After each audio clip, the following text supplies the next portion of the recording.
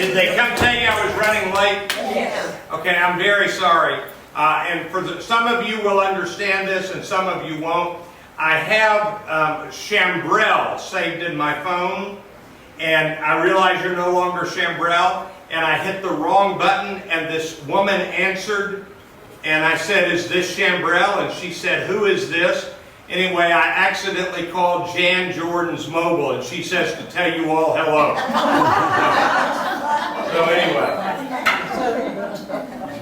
Okay. All right. Greetings. Welcome back. I need to talk to you briefly afterwards. Hi, everybody. If any of you are new, my name is Randy Mayeau. We're going to talk about whatever is in the news. We have two important kind of cases up here, and we're going to talk about one of them more than the other. Bob, I'm embarrassed. What's Everwell versus Abbott? That's the one I got you. one man, one vote. Gotcha. Okay.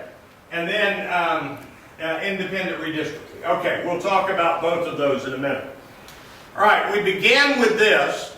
The Rangers, I have wrongfully spoken ill of them. They look like they've got a baseball team this year. So the Texas Rangers are within shouting distance of first place. The Prince Fielder is leading the league in batting average. They're looking better than I thought. That's sports story number one.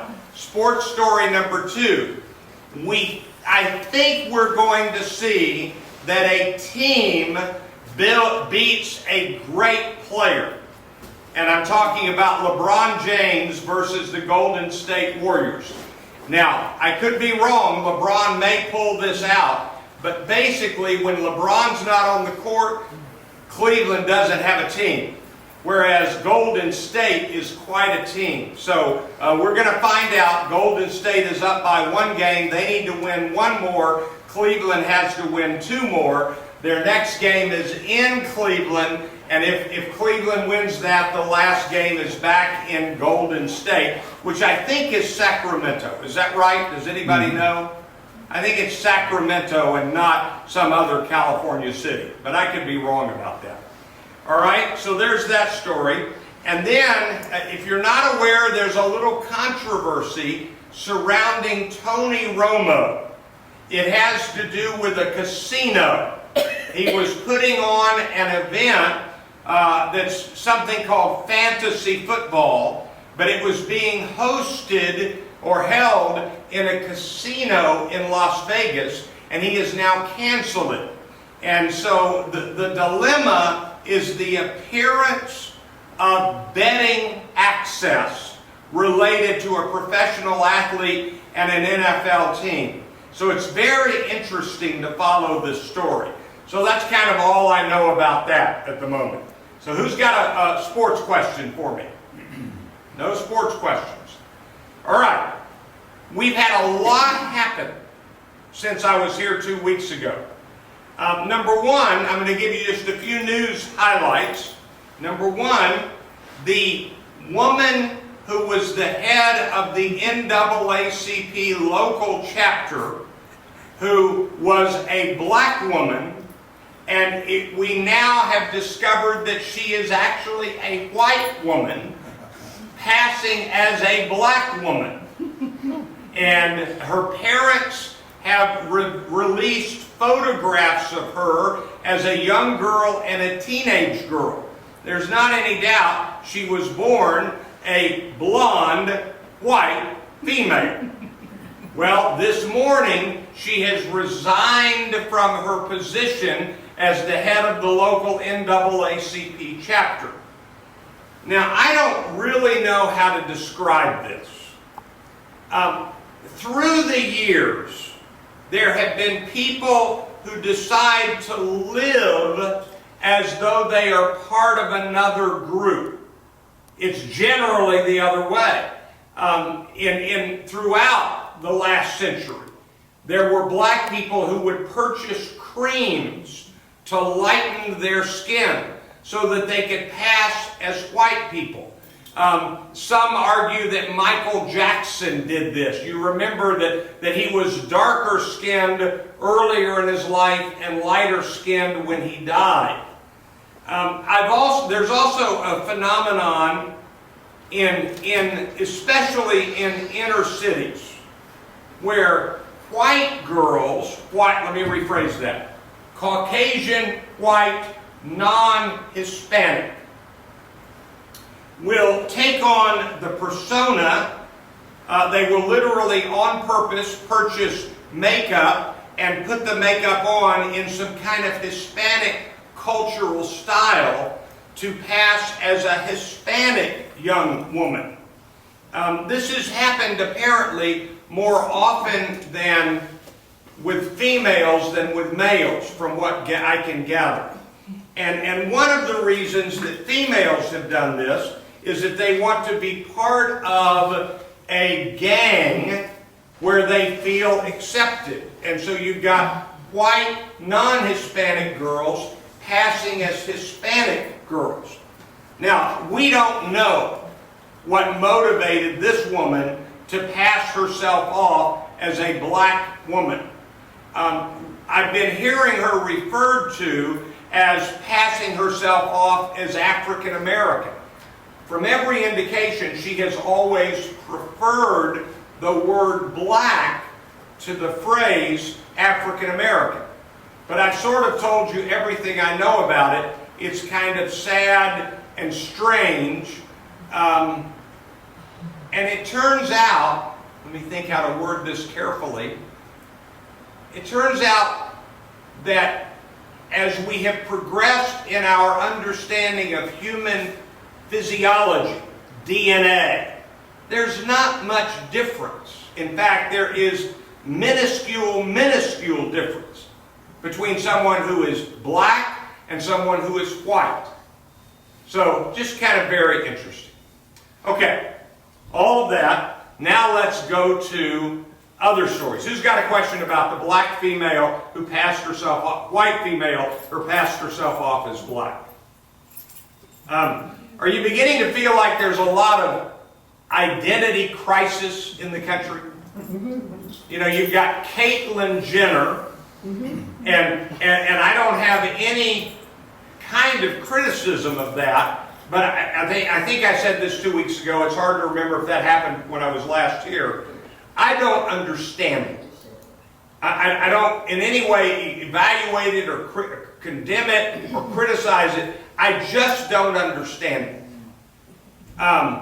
So I don't understand that. I don't understand a white female wanting to pass herself off as a black female. But I would readily understand any Texas Aggie who wanted to pass himself off as a Longhorn. Other than that, I'm a little confused. So, all right.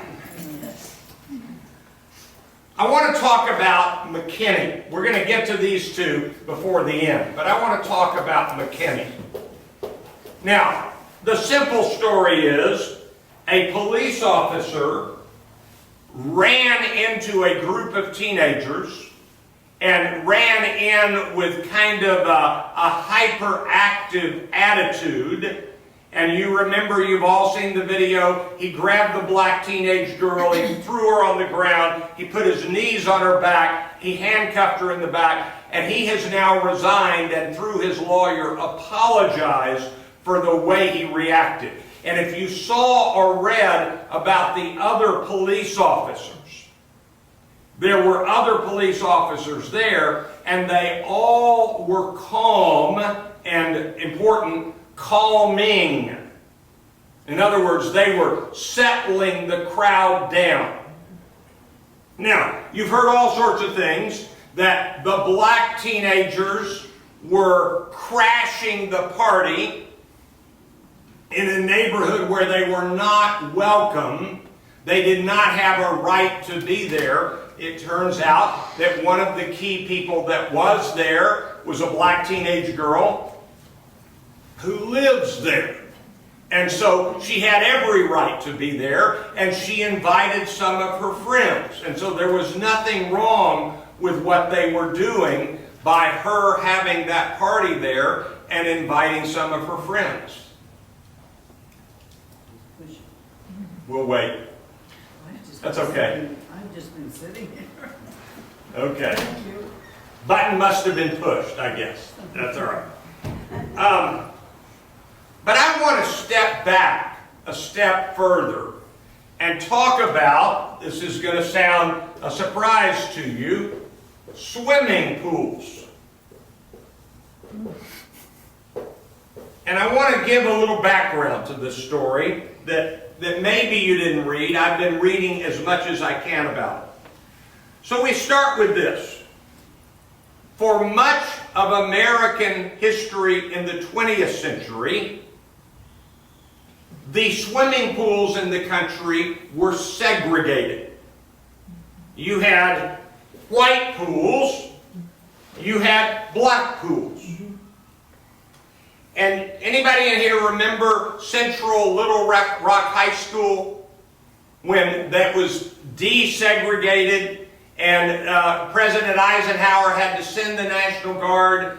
At that same time, swimming pools were desegregated. It became against the law for especially publicly owned and run swimming pools to be segregated. In other words, a city could no longer have a swimming pool for white people and exclude black people.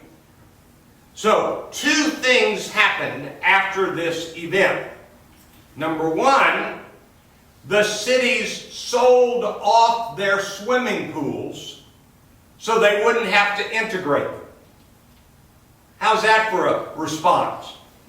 The story that's very tangible, that's not too terribly far from us, was in Marshall, Texas. Marshall, Texas, the city had a municipal swimming pool that was white only. And when the law came down that they had to allow black people to use their municipal swimming pool, they sold the pool, and it was purchased by the Lions Club, which was a private club, and the Lions Club banned black people from the pool. Now that's kind of the response that some municipal governments made. The other response that was made is that white people, and I think all of you can remember this, started building a lot of private swimming pools in their backyards. Anybody remember when that started happening in the 50s? That was partly the response of the governments having to integrate the pools. Now when you look at McKinney, and I'm going to do my best to describe this here, if you look at the city of McKinney, you go up 75 from Dallas, and you get to the city of McKinney, and there is a West McKinney and an East McKinney. I'm not implying these are separate cities. These are areas within the city of McKinney. And East McKinney has 3 municipal swimming pools that are integrated.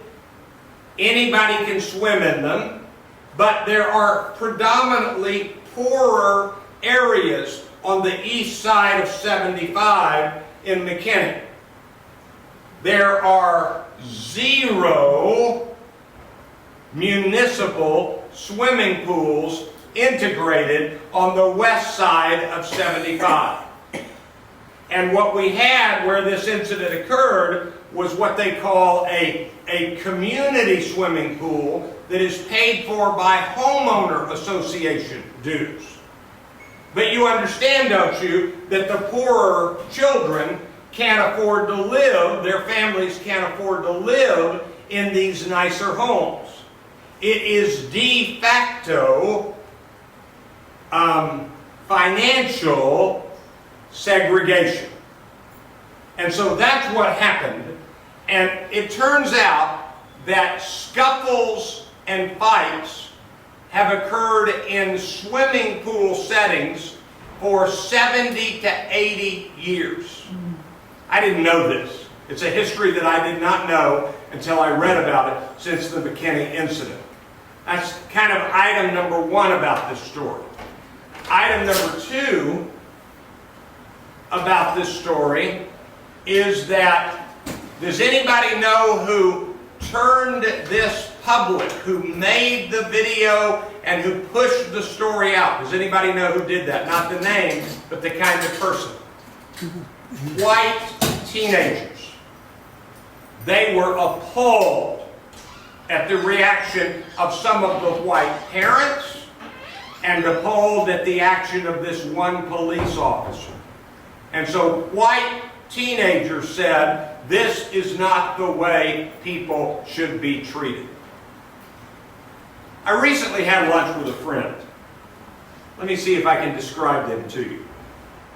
He is a very respected medical doctor. He goes to a church of a Christian denomination, but he is fully Jewish in background. So he's Jewish, and a number of years ago, he was recruited, prominent, he's a medical doctor, he was recruited to join a private country club that you would have possibly heard of, prominent in North Dallas, by the president of the members of the country club. And then he found out, and they found out, that he found out they don't accept Jewish people, and the group found out he was Jewish. He wasn't let in. Wasn't let in. He's now a member. He joined about a year ago. And he started laughing. He said, when I went to the night, our kids are grown, we're ready for a country club, I play a little golf, my wife plays a little tennis, we wanted a country club where we could do all that. So we went to the dinner where they were trying to get us as new members, and he said, we were just happened to be sitting next to an African American couple, and a couple whose roots go back to Iran. And he said those were the three couples at the table, Jewish, African American, and Iranian. He said we fit the quota at one table. So it was kind of funny, but they're now all members. So in other words, it's not just African Americans. In Dallas, in the last 2 decades, there have been 3 prominent country clubs who had no African American members and no Jewish members. They've now got African American and Jewish members in all of them, but it's still pretty low percentage. So, the McKinney story is very tragic. The police officer and the police department have stated that they were not racially motivated. And I believe that. They were not intending to single out black teenagers. But you saw the video, didn't you? Mm-hmm. Only black teenagers were forced on the sidewalk. Mm-hmm. Only black teenagers were handcuffed. Mm-hmm.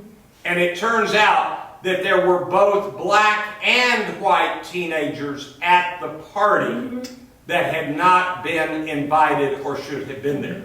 But do we have a video of what was going on before that young lady was handcuffed and thrown to the floor? See, that's my problem. If people are where they're not supposed to be, doing things they're not supposed to be, then I don't mean they deserve everything. That's not true. Yeah. But they deserve to be contended with. Well, here's my comment. That's a legitimate question. We're having a conversation here, so I've got 2 responses. One is, the other police officers calmly talked to people. They tried, I mean, this man pulled his gun on people that did not have any weapons at all. And so my comment is that, do we have a video of before? No, we don't. But the other police officers have made it pretty clear that this one was overreacting, and this one has acknowledged with an apology that he was overreacting. My second comment is, and I'm dead serious about this question, do you think there have ever been any white teenagers crash a pool party anywhere? Not that I know of.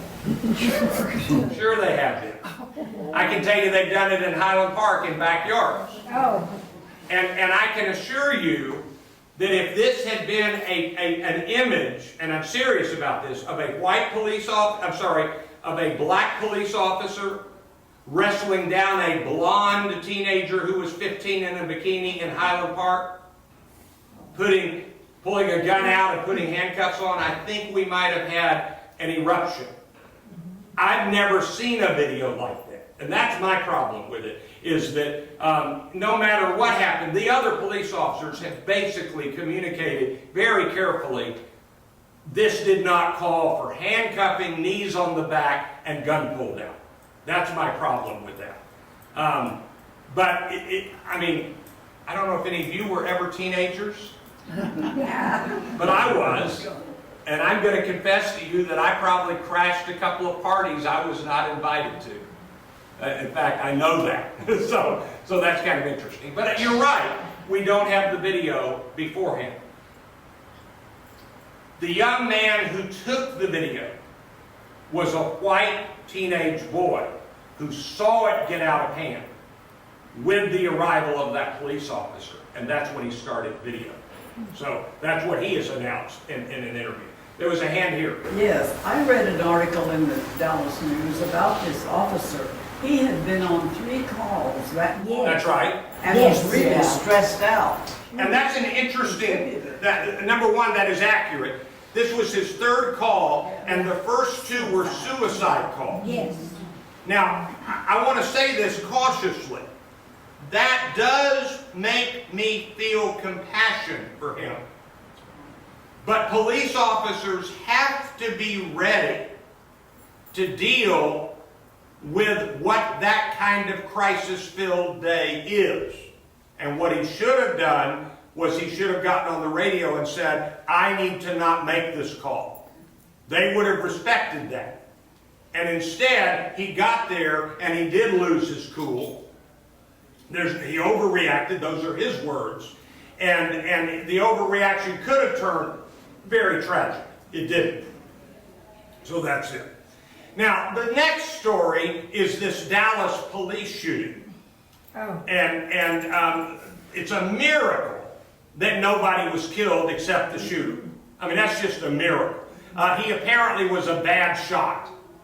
And apparently somebody who is normally at the desk in the lobby at the police headquarters right down just south of downtown Dallas, and I've been in that building where I've done some speaking to some police officers. The police officer sitting at the desk had gone around the corner to get something to drink. The bullets hit right there. So that was a very lucky break. My only comment, and I have not found the answer to this, is how this man who is unquestionably mentally ill and had made threats against a judge, there's no doubt about that. How did he get guns? Yeah. I don't know the answer to that question. Is there anybody who's read the answer to that question? I haven't seen it dealt with. Yes. Just goes on the black market and buys guns. Well, we don't, that's the assumption. Yeah, but we don't know how he got his guns. Yeah. And so that's just kind of an amazing thing. And we've had another tragedy in the Dallas area. If you haven't heard about this, there was a man with a teenage boy in a car over the weekend. It's today, Monday, yeah, over the weekend, playing with a gun that the man owned. Playing Russian roulette. And the boy pulled the trigger, thought there were no bullets in it. The other man took it and aimed it at him and shot him and killed him. Playing Russian roulette. And I don't even know what else to say. Except I'm sorry, I'm delighted that that man who shot at the police headquarters died without killing anybody else. I'm sorry that he shot up the police headquarters. And I'm sorry about that Russian roulette story. Okay, yes? With all the loose guns that's floating around now and will be floating around now, this type of thing is going to be multiplied. And let me get back to the McKinney. All right. I was raised in McKinney as a teenager in East McKinney. Okay. We did not have a swimming pool in East McKinney. Over in Finch Park, in, I don't know where you call it, downtown McKinney or what, but it wasn't too far from downtown McKinney. That was the only swimming pool that we had. Okay, and it was owned by the city? Tell you the truth, I don't know. Don't know, yeah. I do remember that when my boys lived in Lake Highlands, it was fully integrated and there were 2 pools, municipal pools that they could go to, and it was always integrated. But when I was a little boy in Jacksonville, Florida, there was a municipal pool and it was totally white only. And that would have been in 1957. That's a guess. I was 7 years old, so it's 1st and 2nd grade. So. Well, I don't think they ought to show all these blacks protesting. I mean, they don't show white people, they just show blacks. First of all, I've seen white people on the news protesting, so maybe you haven't seen it, but I've seen it. And I think when you have, this is at least 2 weeks old, there have been 470 people in the United States since January 1 shot dead by American police officers across the country.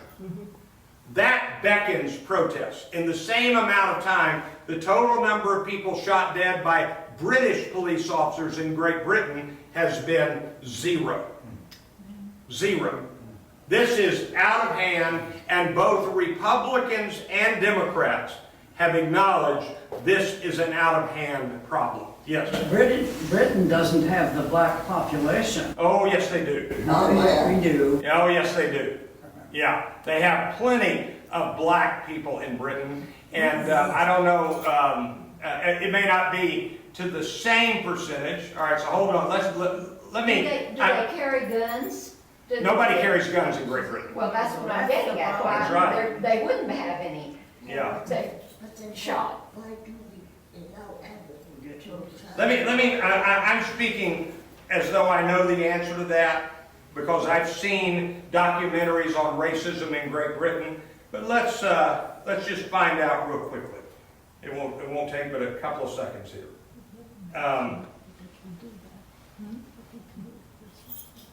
All right, here we go.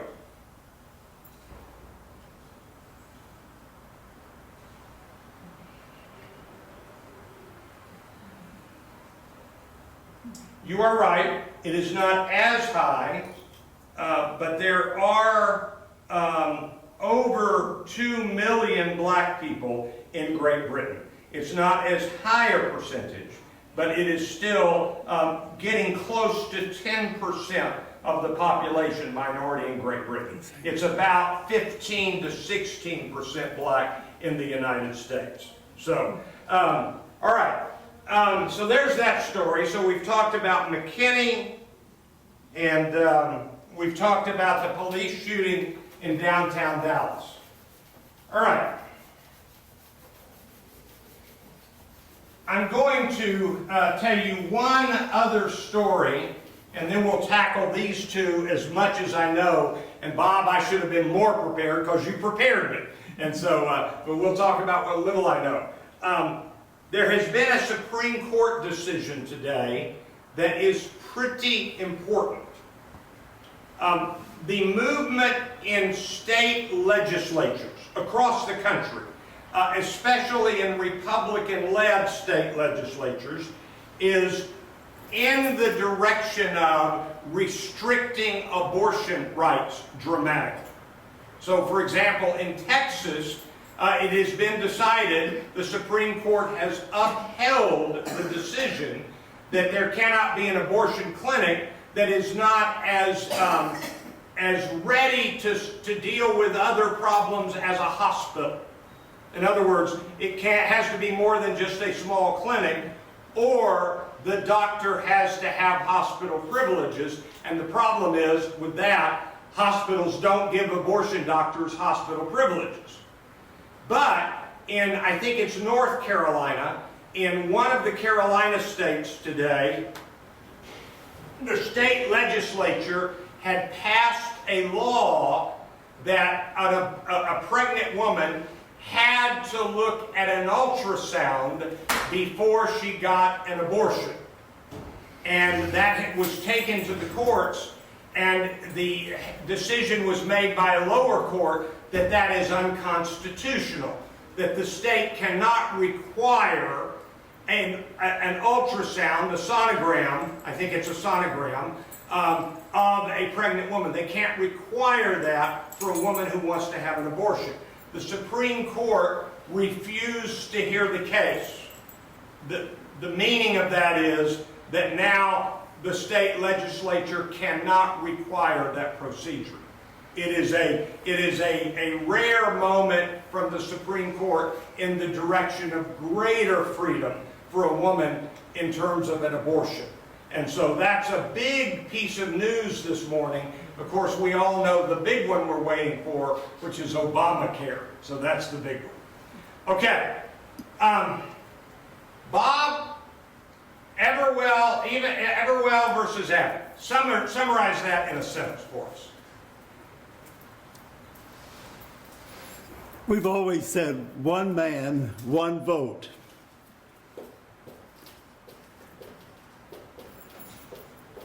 If you have a county that has 500 voters, Okay? and 15,000 people who are either not of age to vote, or they're aliens, they're immigrants, they're people who do not vote, Not citizens. they're not citizens. Some of them aren't, and some of them are. Well, I mean, they're at least 15,000. Right? Uh-huh. That means that those 500 people have a greater vote. Their vote is worth more than it would be in a city where there are 2,000 voters and 2,000 people who are not citizens. Okay. Okay. And where does it stand? Where does the case stand? That's what I was asking you. Okay, everybody talk to each other about the weather for just a minute. Well, I want to know what you think about the same-sex marriage. Well, we won't know anything about that issue until, just a minute. Is this EVE? Evenwell. Evenwell. At the moment, the Supreme Court is going to be deciding, here we go, is going to be deciding whether or not it is a federal right to have same-sex marriage. So we're waiting to find out what the Supreme Court says. All right, Evenwell versus Abbott and the future of one person, one vote. The Supreme Court will consider whether equality of representation, here's what it is, requires equal numbers of eligible voters or equal numbers of people. And so the idea is that if the census, I don't remember how many people you need to have one representative, but let's say it's 300,000. Let's say it's 300,000. If you've got 300,000 people counted in the census in this area, let's say it's 300,000, you get a representative, meaning a U.S. congressperson. But this idea is if you've got 300,000, but 15 to 20,000 of those are not legally in the country able to vote, then this group of 300,000, you got to bring in some more people to get one representative, and so it becomes unequal representation, is what it does. Now, there is some history to this, and the history that is best known is that when the U.S. Constitution was written, in the census, a black person was counted as 2/3 of a person. That is a fact about the U.S. Constitution. A white person was counted as one person, and a black person was counted as 2/3 of a person. And so there are some who are saying that this is reminiscent of this. So we don't know where it stands. Let me see if I can figure out from this article. I think it's in appeal, and I don't know when it's going to be settled. But it is Evanwell versus Abbott, and that's exactly what it is. Now the other one is the Arizona State Legislature versus the Arizona Independent Redistricting. Okay, let me think about this.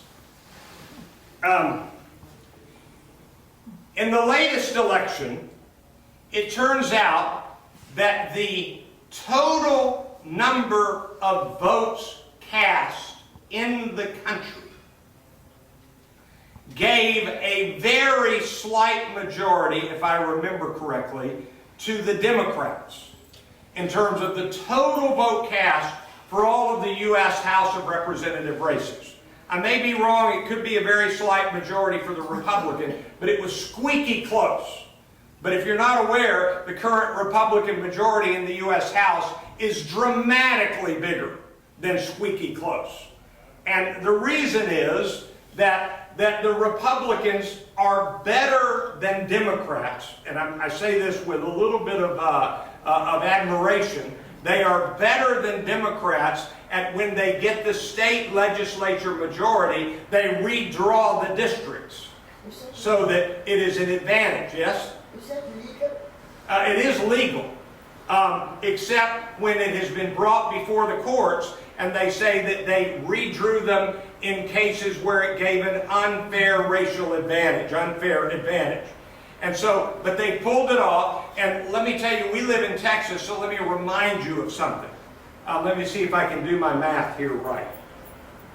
Basically, redistricting has always been done the year after the census. You redraw the census, you retake the census, you redistrict the next year. Both parties have always tried to find an advantage in this, but it's always been done the year after the census. But there was a man in Texas who went to Washington as a member of the U.S. House, but had been the head Republican in the state legislature before he went to the U.S. House. His name was Tom DeLay. Anybody remember Tom DeLay? And he went to the Capitol building in Austin in mid-decade. And he, in essence, forced a redistricting. It was legal. There is no law that says you redistrict the year after the census. But it had always been done that way in Texas and everywhere. And Tom DeLay forced it. You understand, he had no authority. He was a member of the U.S. House. He went to the state capitol in Austin and he forced the Republican members of the state legislature to push through a redistricting in mid-decade. And you ask, how did he force it?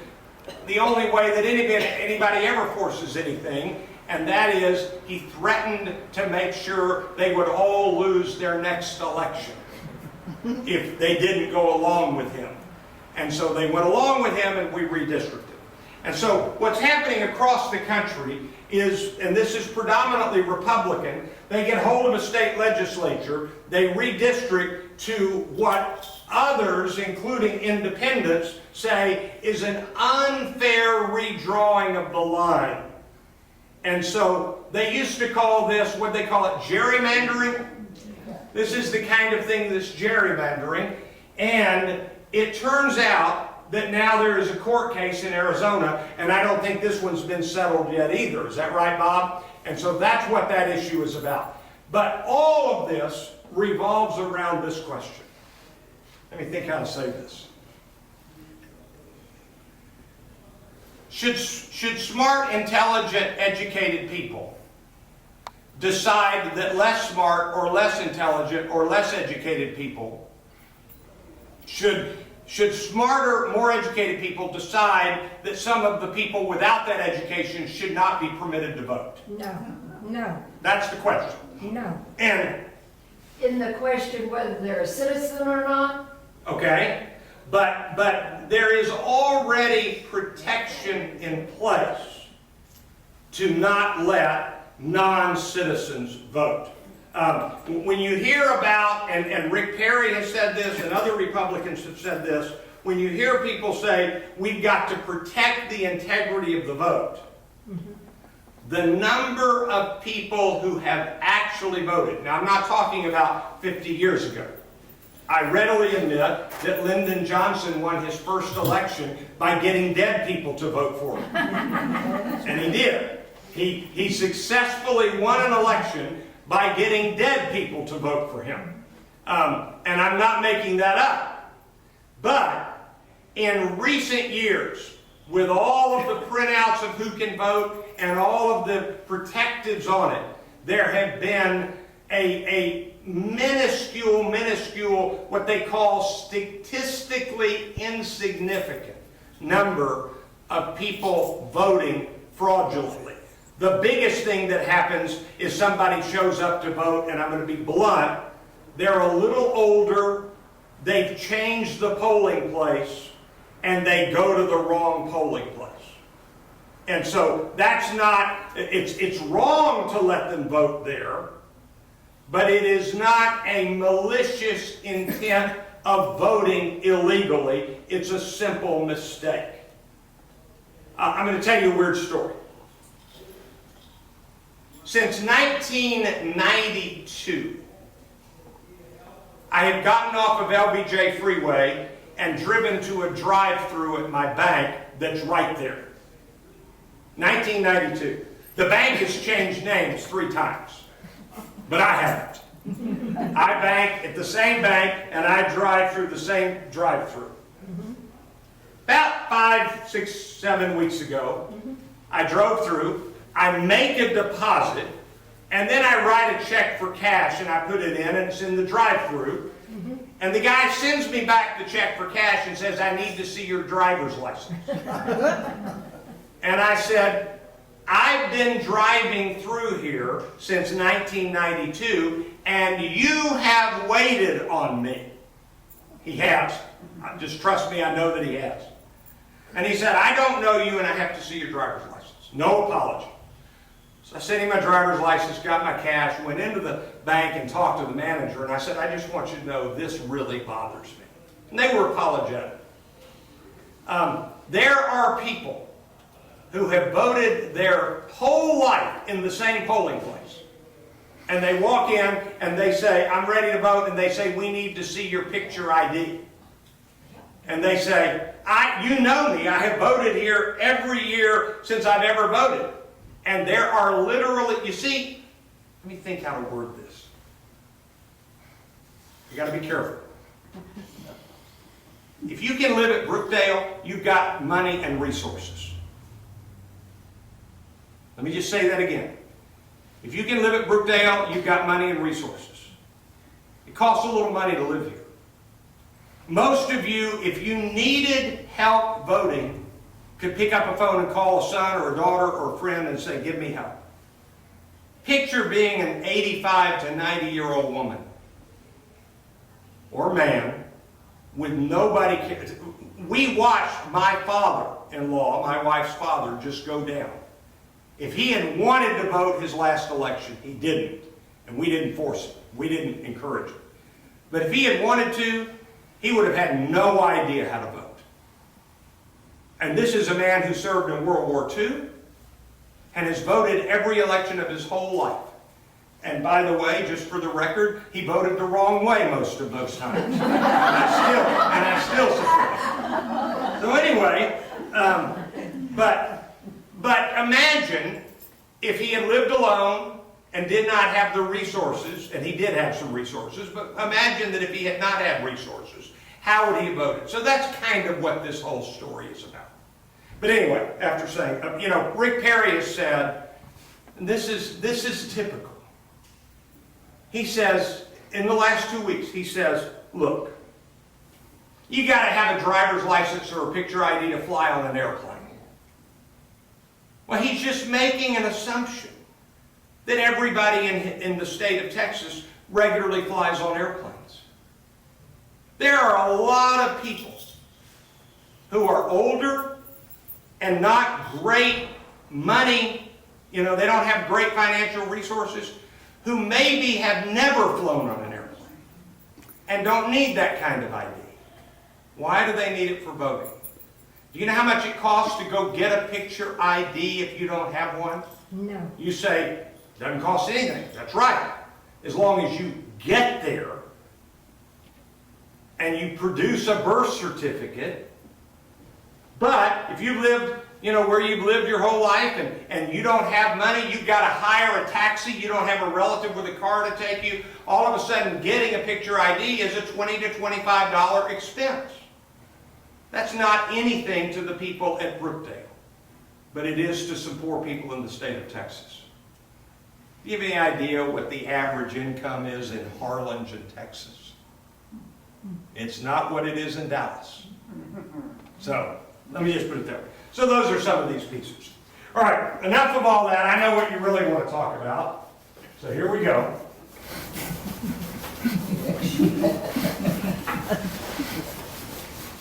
How to make money. No, that's not it. All right, let me see if I can reproduce this. In the year 1980, 1984, 1988, 2000, 2004, 1, 2, 3, 4, 5 elections from 80 to 2004, there has been a man named Bush on the ballot. Oh. In the year 1992, 1996, and 2008, and 2016, it looks like, there's going to be a Clinton on the ballot. So, 1, 2, 3, 4, 5, 6, 7,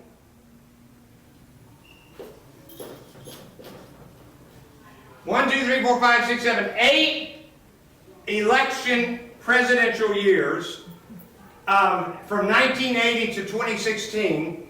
Basically, let me see if I'm doing this right, 80, 84, 88, 92, 96, 2000, 2004, 08, the only election since 1980 without a Bush or a Clinton on the ballot is going to be 2012. How's that? Name another time that has happened. So this is Father Bush, Father Bush, Father Bush, Father Bush. I'm sorry, Son Bush, other son Bush. This is Bill Clinton, Hillary Clinton, she lost in the primary, and Hillary Clinton. So as of today, Jeb Bush is officially running for president. On Saturday, was it Saturday? Saturday, Hillary Clinton gave her more official launching speech. And so she had 5,500 people gather on Roosevelt Island in Manhattan, and she gave her speech, and I have not been watching the news since this morning. So has Jeb given his speech yet? Does anybody know? It was midday. It happened at 3 o'clock. 3 o'clock, so it hasn't happened yet. So he's giving his speech. Now, you're all wondering, where do things stand? Here we go. I'm going to give you Randy Mayeau's opinion. On the Democratic side, Hillary Clinton is going to be the nominee. As some people have described her, she's the grandmother-in-chief. And she had, among her other lines in her speech on Saturday, she said, this is a great line, she said, I may not be the youngest candidate, but I will be the youngest woman president in the history of the United States. So that was kind of fun.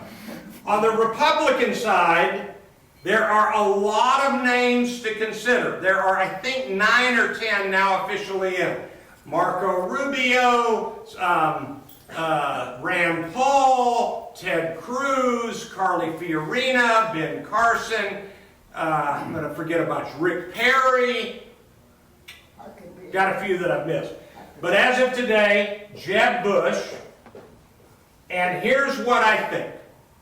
I think it's going to come down to Jeb Bush, Scott Walker, or Marco Rubio. All of the others, I think, will end up fading. I could be wrong. And if you corner me and say, Randy, you only get to name two, it's Bush and Walker. It's between Jeb Bush and Scott Walker. That's what I think it's going to come down to. Of course, it could be Rick Perry, could be Chris Christie, could be Rick Santorum, it could be Donald Trump. But I think it's going to come down to Bush and Walker. So has there been any actual news made in the last week? And I've got a piece of news. There is a man named Sheldon Adelson, who is a very wealthy man. Last time around, he supported Newt Gingrich for president. There are two brothers named Koch. There is an indication that one of the two brothers leans towards Scott Walker. They have said, we haven't decided. But they've got a lot of money. The Koch brothers have said that they're going to invest $900 million in the next election. Nearly $1 billion. In the last 2 days, we have learned that Sheldon Adelson and the Koch brothers have been meeting to design strategy to assure a Republican victory. Which, if they've been meeting, that means they're probably going to rally around their candidate earlier rather than later. And I'm going to guess that it's more likely to be Scott Walker than Jeb Bush. Tell us about Scott Walker. I don't know about him. Governor of Wisconsin. He is very anti-union. He is very much cut the budget. He is very much cut the taxes. His most unique quality running for president, he is the only candidate, I think, that does not have a college degree. So that's kind of an interesting side note of Scott Walker. But he's very dynamic, and he's well liked by the Republicans who like him, not by everybody. Okay. We are totally out of time. I've gone more than 50 minutes. I will do a little more work on these two court cases that were up here. I said I would do it, and I just haven't had time. But I'll do a little more work on that. We'll know who wins the NBA championships. And I do have a slight piece of news. It's a rumor. I don't know that it's accurate. But I have heard that it will not be until September that we get Bluebell ice cream back. I'll see you later. Bye-bye. I'll be back next Monday and reading group next Wednesday, not this Wednesday. Okay.